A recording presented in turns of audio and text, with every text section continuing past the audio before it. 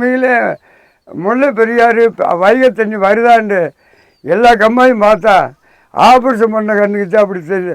மின்னு எங்கே பார்த்தாலும் செலிம்பும் பதப்பாக இருக்குது. இந்த மகிழ்ச்சிக்கு மேலே எனக்கு எதுவும் தேவையே இல்லை. இன்னும் அரசாங்கம் அரசாணை போடணும். இத்தனை அடியில் உங்களுக்கு தண்ணி விட போகிறோம்னு சொல்கிறது அந்த ஒரு குறை. ரெண்டு அதிமுகவிலும் கேட்டு பார்த்தோம். இப்போ திமுக அரசும் வந்திருக்கு. இந்த கலைக்கிட்டு அந்த கலைக்கிட்டு 12 மாவட்ட கலைக்கிட்டும் தாசில்தாரும் சந்திச்சிருக்கோம். எத்தனையோ கலெக்டர்கள் 58 ஊருக்கு தண்ணி கொடுக்கணும்னு பிடிவாத அடக்கரப்பட்டியில் 5 வருஷம் மறுத்து போட்டிருந்தாங்க. அதெல்லாம் முறியடித்து கொண்டு வந்தாச்சு.